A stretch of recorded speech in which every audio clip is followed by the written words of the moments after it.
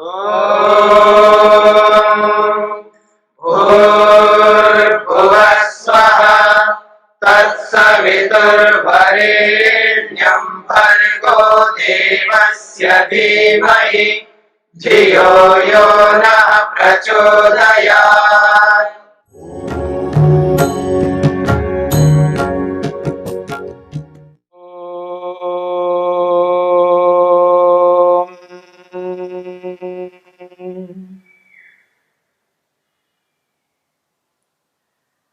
साधन पाद के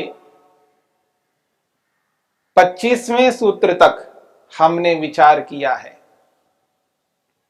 25वें सूत्र में हान के स्वरूप को लेकर के विचार किया है।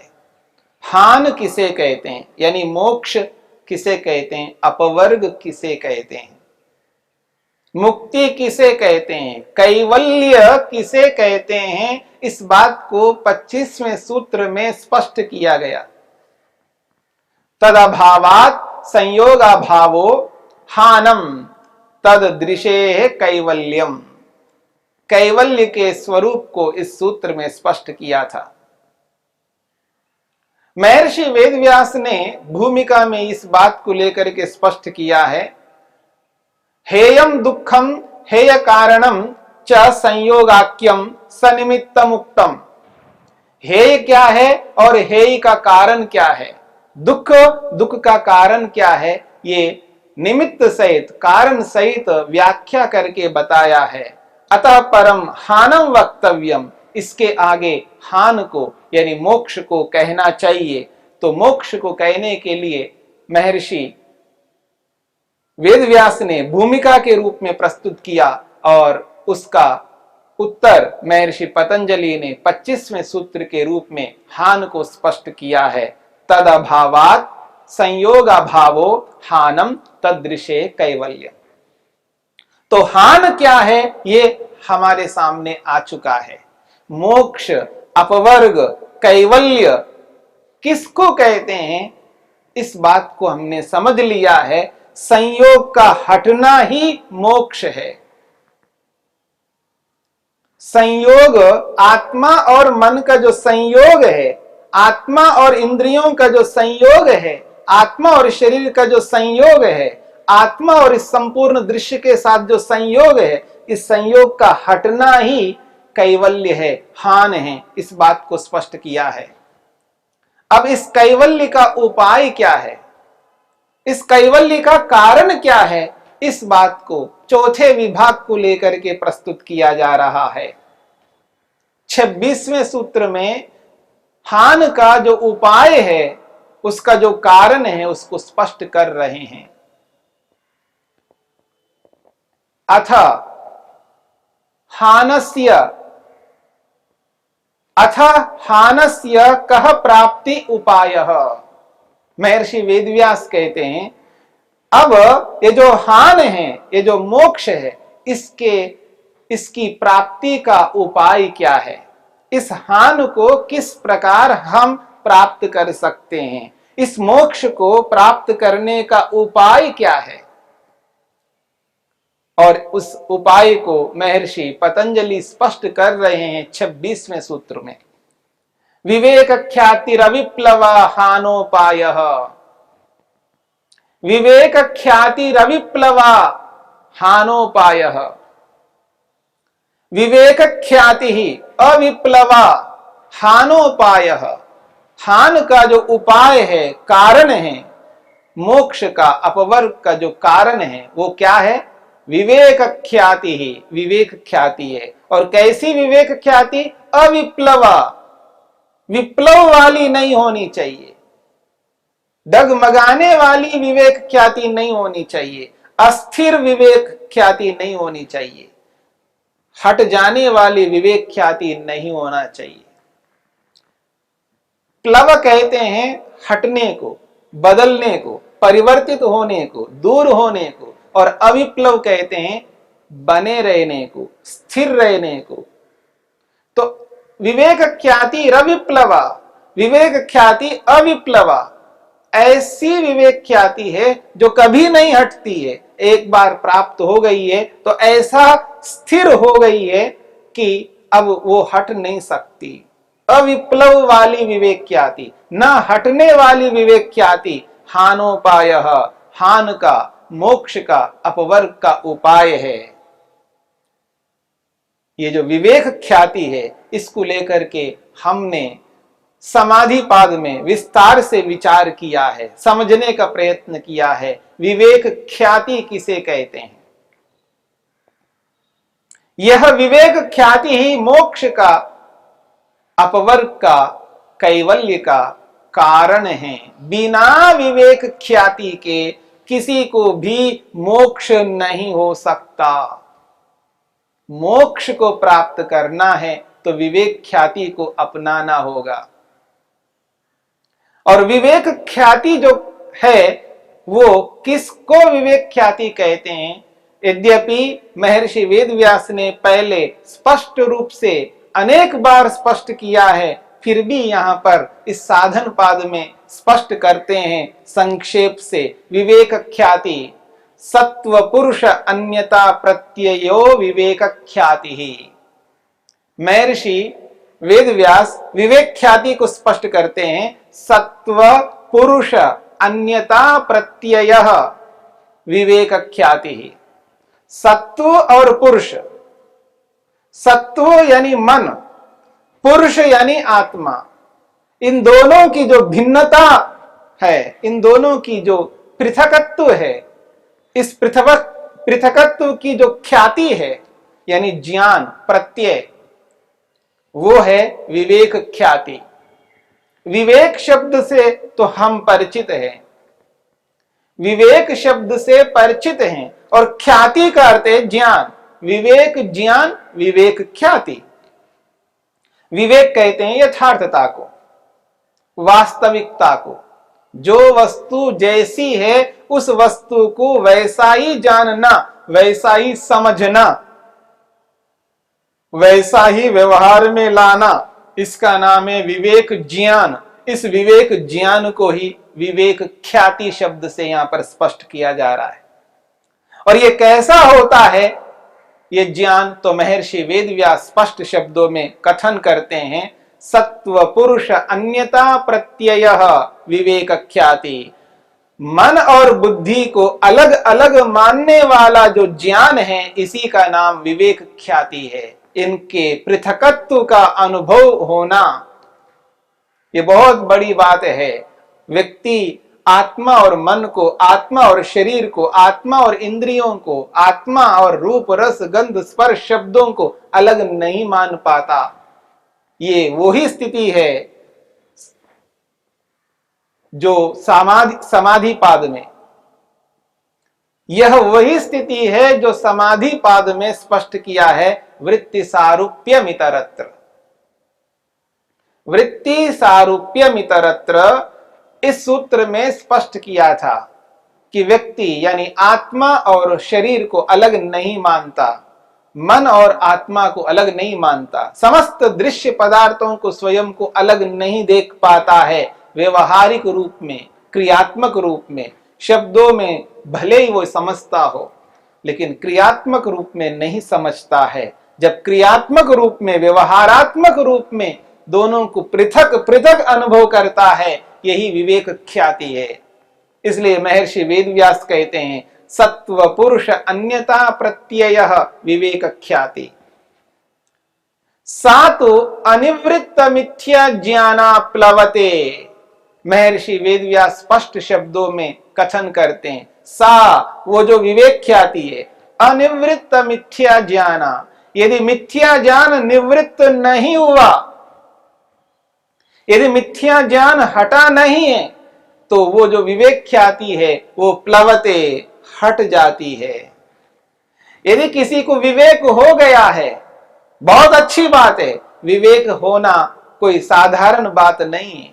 विवेक का होना, यथार्थ बोध का होना बहुत बड़ी बात है, लेकिन वो बोध होने के बाद वो रह नहीं पाता।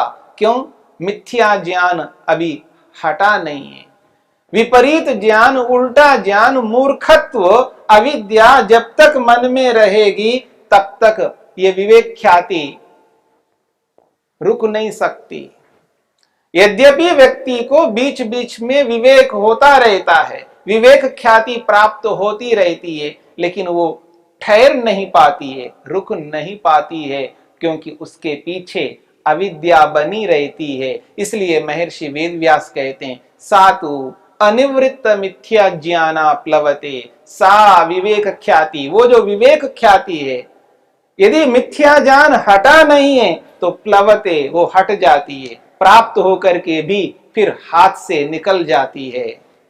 जैसे कि पैसा तो मिला लेकिन वापस चला गया, मकान मिला चला गया, जमीन मिल गई लेकिन वापस अड़प ली गई है। इसी प्रकार विवेक ख्याति प्राप्त तो हो गई है, लेकिन मिथ्या ज्ञान अभी मन में है तो वो वापस चली जाती है।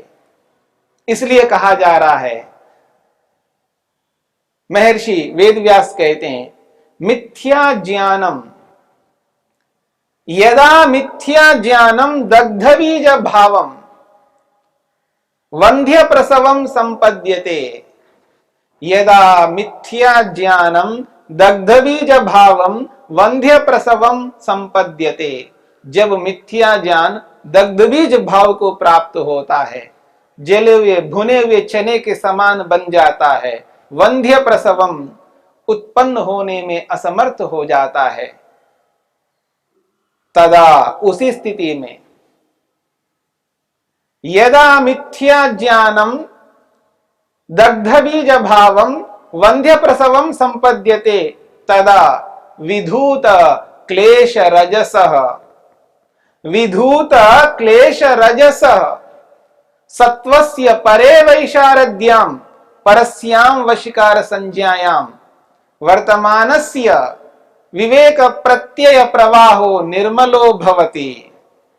महर्षि वेदव्यास कहते हैं, जब मिथ्या ज्ञान दग्धबीज भाव को प्राप्त होता है, उत्पन्न होने में असमर्थ हो जाता है, तदा उस स्थिति में विधूत क्लेश रजसः, धुल गए हैं क्लेश, धुल गया है रजोगुण, रजोगुण का जो प्रभाव है वो हट गया है, क्लेश हट गए हैं।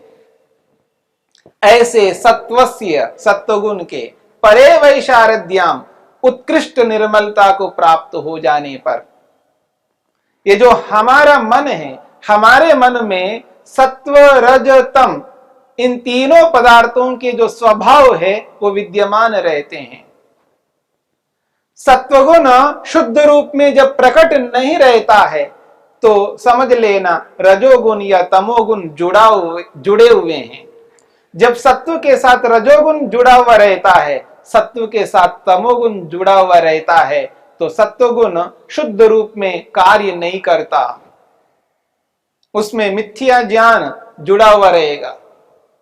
इसलिए कहते हैं विधूत क्लेश रजसः, जो सत्वगुण है वो सत्वगुण ऐसा है, उस सत्वगुण के साथ रजोगुण का प्रभाव धुल गया है, हट गया है। और जो क्लेशों का स्वरूप है, राग द्वेष मोह आदि क्लेश, वो भी हट गए हैं, केवल सत्वगुण है। सत्वस्य परे वैशारद्याम कहा, सत्वगुण उत्कृष्ट रूप में निर्मल हो चुका है।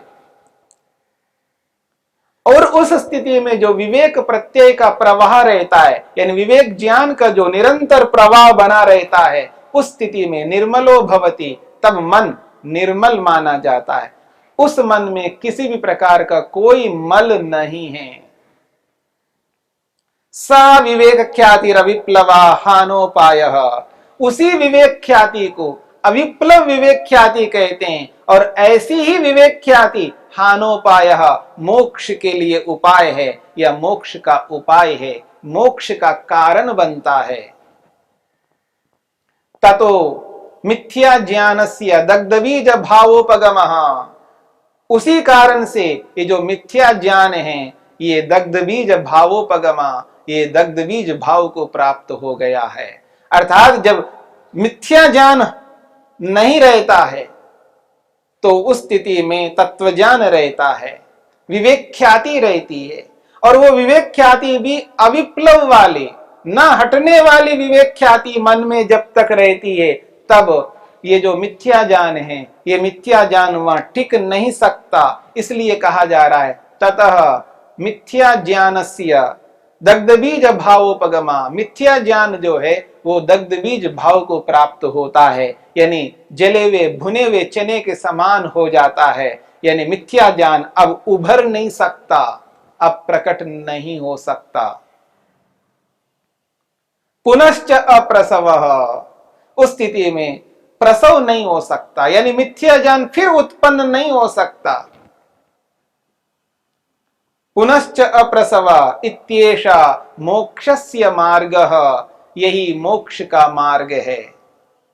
हानस्य उपाय इति, यही हान का उपाय है। ये जो मोक्ष का मार्ग है वो इसी प्रकार से चलता है, इसी विवेक ख्याति के अंदर चलने वाला है।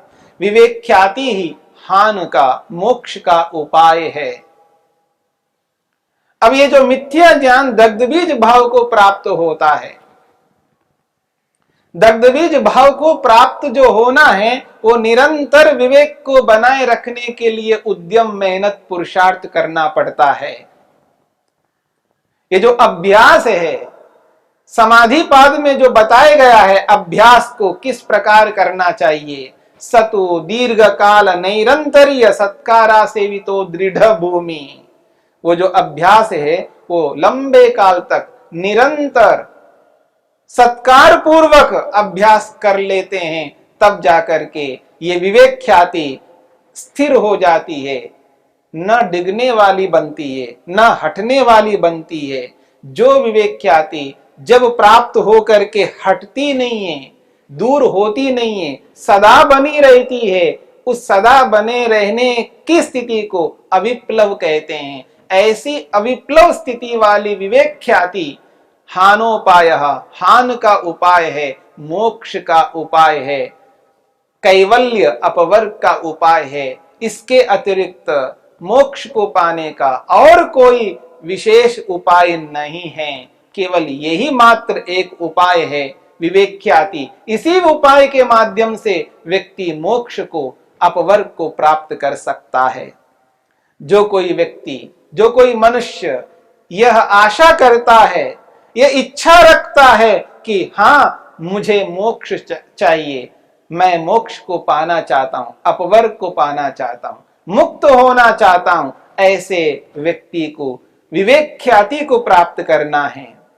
बिना विवेक ख्याति को प्राप्त किए मोक्ष नहीं हो सकता। और विवेक ख्याति उसको कहते हैं जो सत्व को सत्व और पुरुष को पुरुष पृथक करके अनुभव करना। केवल सत्व का अनुभव करने वाला व्यक्ति मोक्ष को प्राप्त नहीं हो सकता। केवल पुरुष का अनुभव करने वाला व्यक्ति मोक्ष को प्राप्त नहीं हो सकता। दोनों को अनुभव करना और दोनों के पृथकत्व को अनुभव करना, यही विवेक ख्याति कहलाती है। यही विवेक ख्याति हानोपाय, हान यानी मोक्ष का उपाय है, कारण है।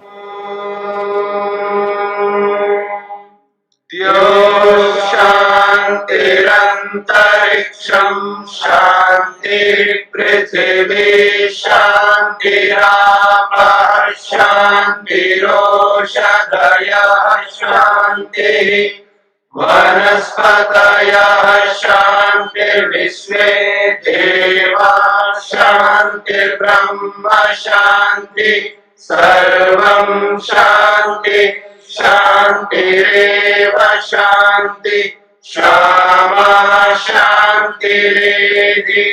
ओम शांति शांति शांति।